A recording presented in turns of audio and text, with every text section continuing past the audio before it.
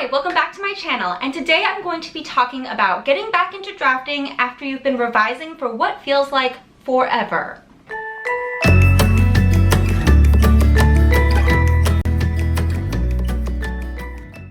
Now, in an ideal world, an author will only be drafting or working on one project at a time. We don't live in an ideal world, so oftentimes an author, especially ones under contract, are working on multiple projects at a time. But let's just kind of simplify that and go into the realm of you don't start drafting your new project until you're done revising the old one.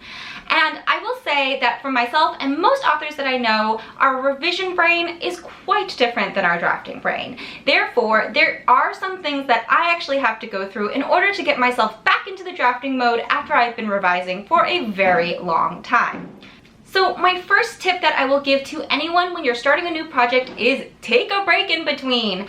So I know that sometimes, especially if you've got a really great idea while you're working on your old project, you want to dive into this new idea right away because you're so jazzed, you're really in that creative mode, you've been working on this old project, but I can guarantee that most of the time, not all the time, but most of the time, you're going to realize that you're probably a little burnt out. So that's totally fine. I actually made a video about taking a break and fallow periods, which I will post up here for you guys, or up here, wherever it goes. So yes, in general, I will say most authors do need to take a little bit of a break between working on their old project and working on their new project. Now this break doesn't need to be like a month long. It could be a few days, it could be just a week, whatever works best for you, but taking a break is a really good idea to do. My next piece of advice is to remember that every project is different, which also means that your path to finishing that project will probably also be different.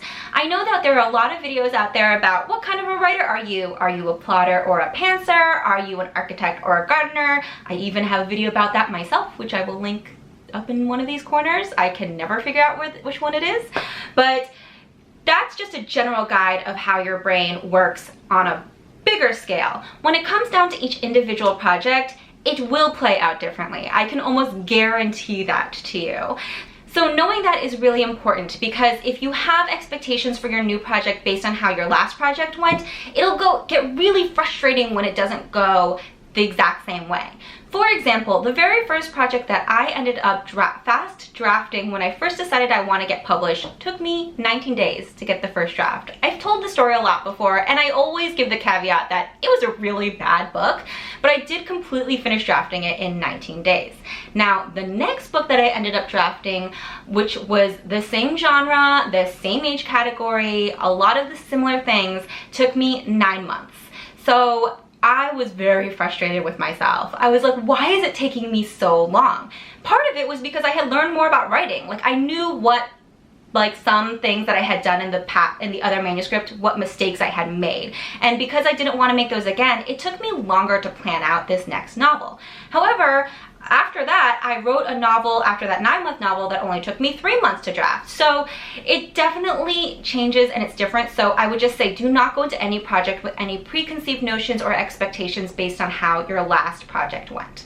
My next piece of advice is to have fun. I know sometimes this is really hard, and to be honest, I'm pretty much talking to myself right now because sometimes when we get really into the writing world, when we're really in it and we see all of the business stuff that goes on around it, when we're under contract or when we're working with our agent, we seem to forget sometimes the spark that originally made us love this in the first place. Because now it is kind of a business. We are trying to pay our bills. And for me personally, it has gotten a little bit bogged down in all of the extra things that go along with writing a book outside of the actual writing of it, like marketing and publicity, or creating community, or interacting with your readers, and design, and book covers, and all of that stuff.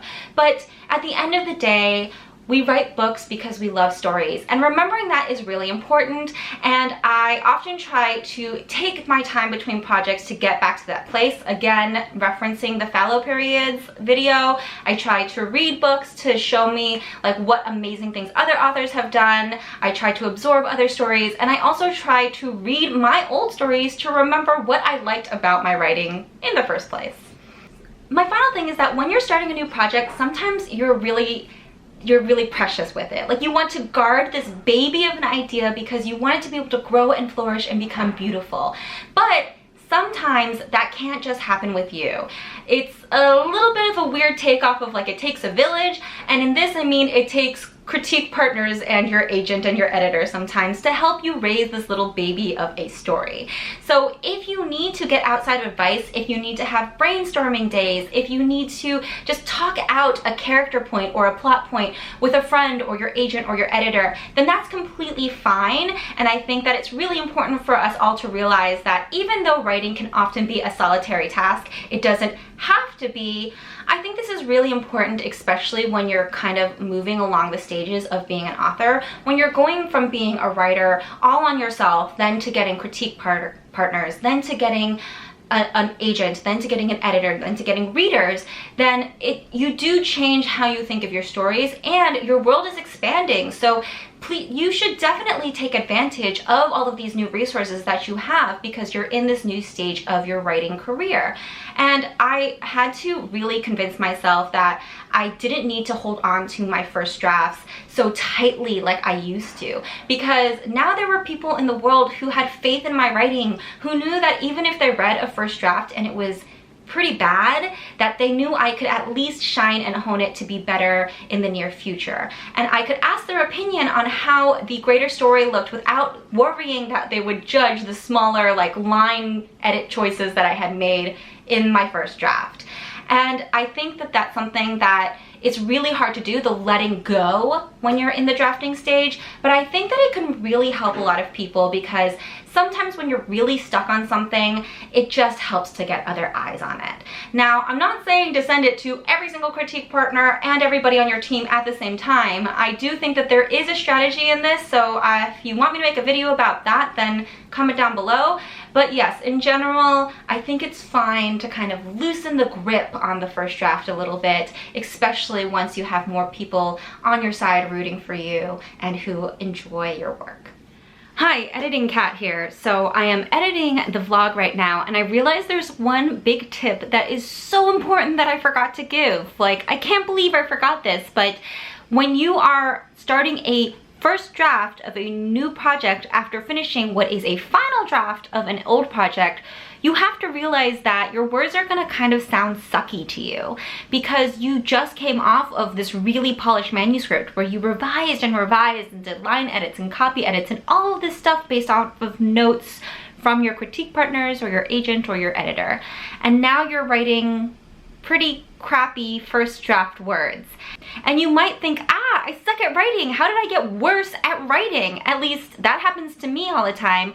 And what I realize is that you really just have to give yourself permission to write a sucky first draft, because one of the biggest tips that you will always hear in the writer world is most of writing is rewriting and you cannot revise a blank page. So give your permission to suck in this first draft. It's totally okay. It seems way worse than it actually is because you just came off of revising that very polished final draft. Okay, so those are my quick tips and tricks for how to go from revision mode to drafting mode. If you have any comments or questions, then I'd love to see them down below, or you can tweet at me at @catshow. And if you like this video, I'd really appreciate a thumbs up or a subscription to this channel, and I will see everybody next time.